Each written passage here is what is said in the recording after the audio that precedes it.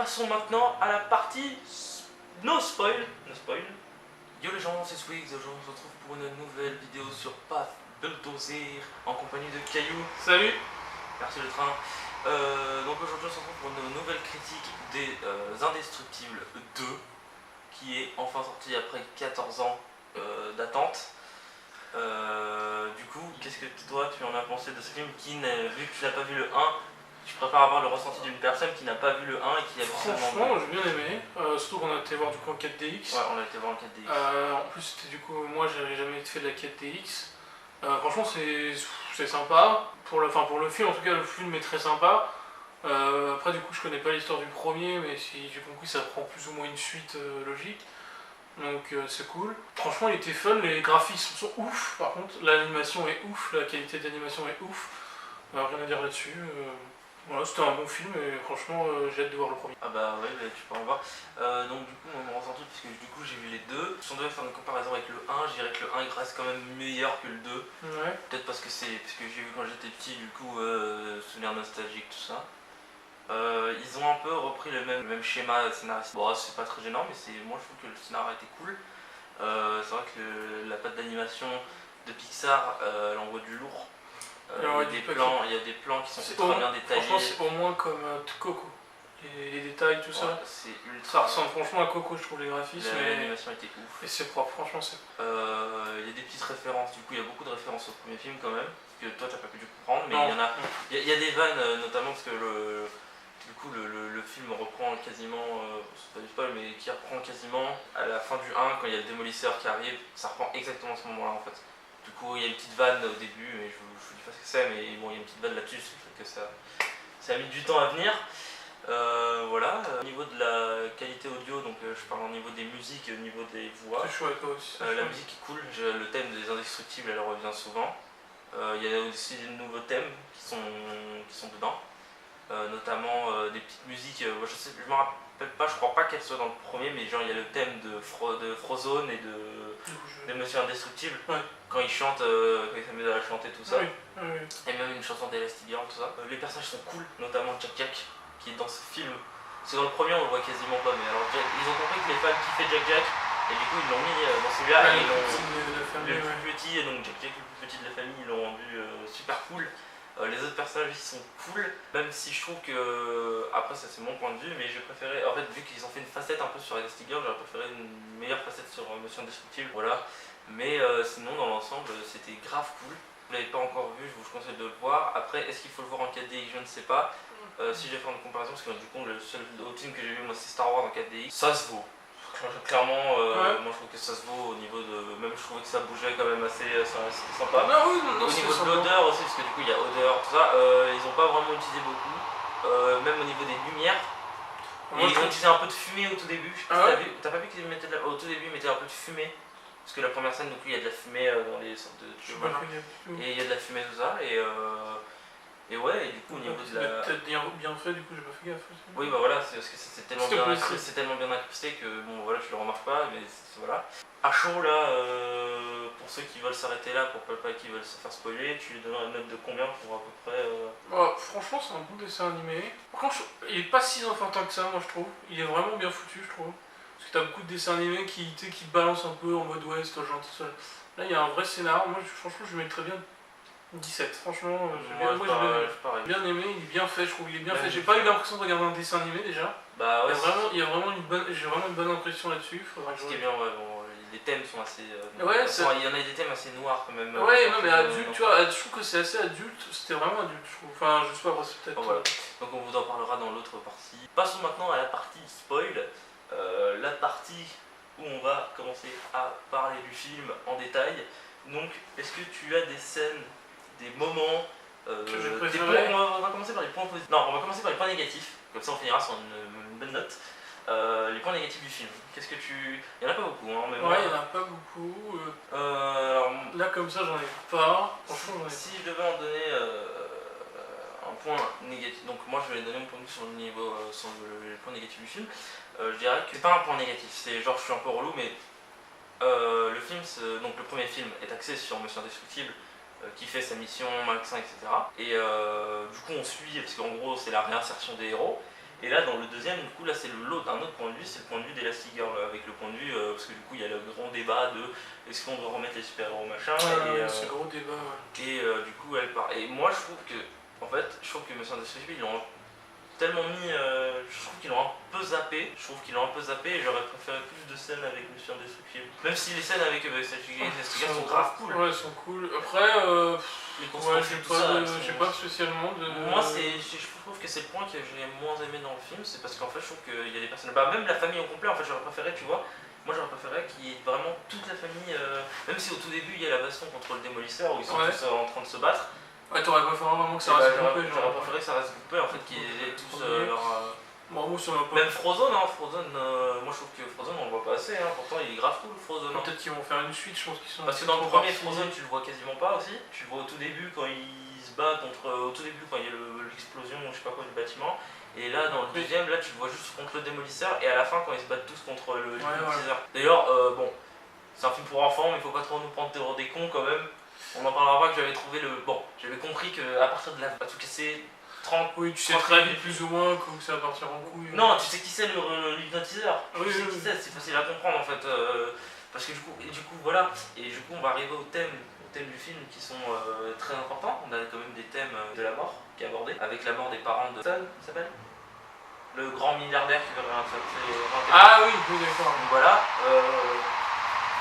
Qui dit qu'en gros ses parents sont morts parce que les super-héros ne sont pas venus les sauver, parce que du coup les super-héros étaient hors la loi. Mais dans un film d'animation comme ça, tu vois, c'est un peu comme je disais avec Coco, la mort est super bien abordée.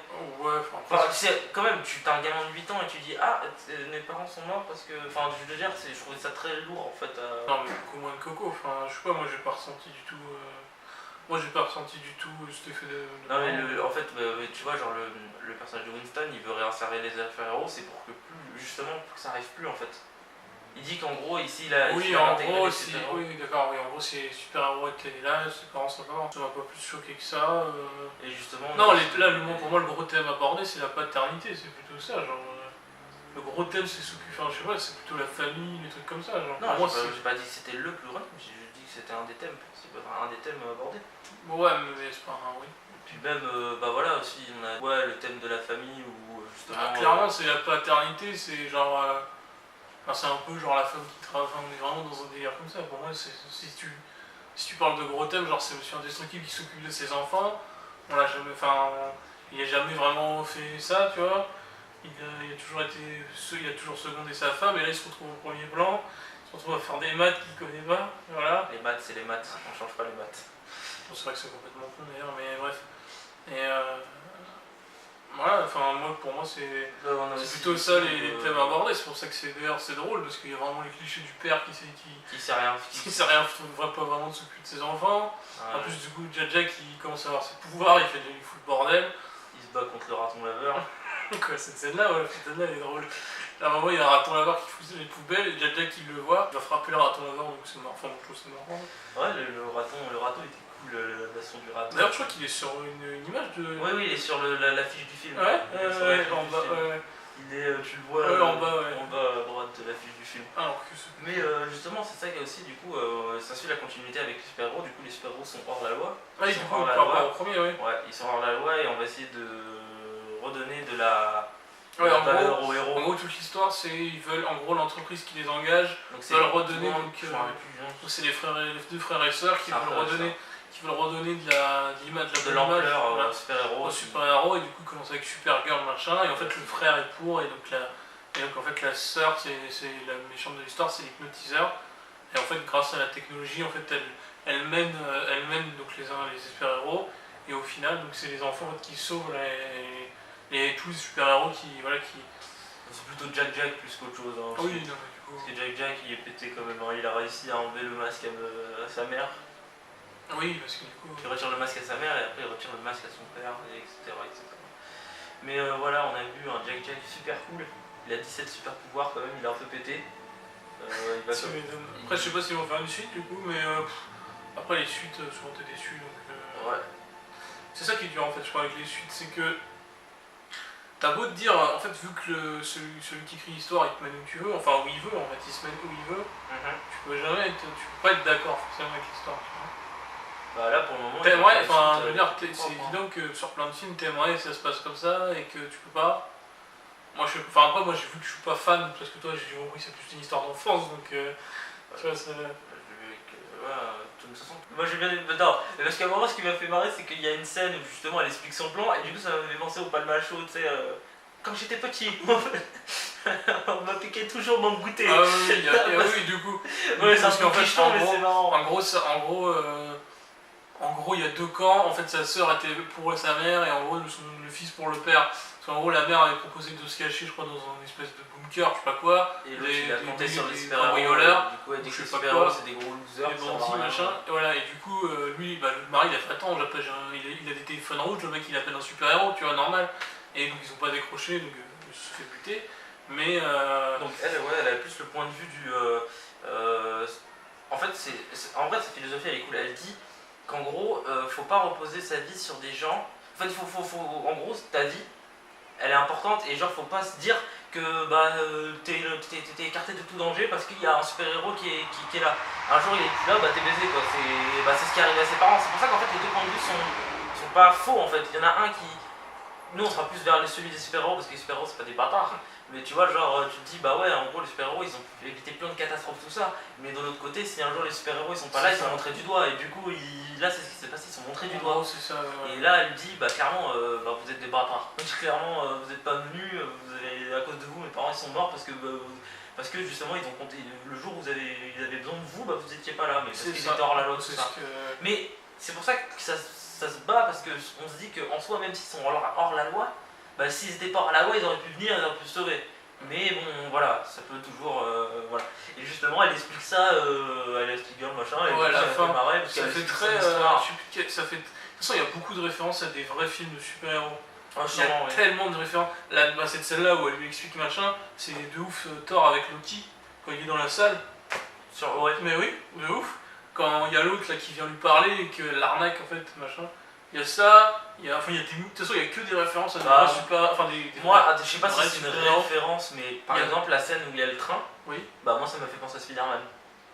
Oui, bah oui. La scène où il arrête le train de Sam Raimi, le premier Spider-Man. De toute façon, il y a plein. Enfin, vraiment, de toute façon, je pense que dans le premier aussi. J'ai pas le souvenir. Mais après, il y avait moins de choses. Comme il y a 17 ans entre les deux, gros. 14 ans, ouais, c'est vrai qu'avant, il y avait pas trop 14, voilà, il y a 14 ans.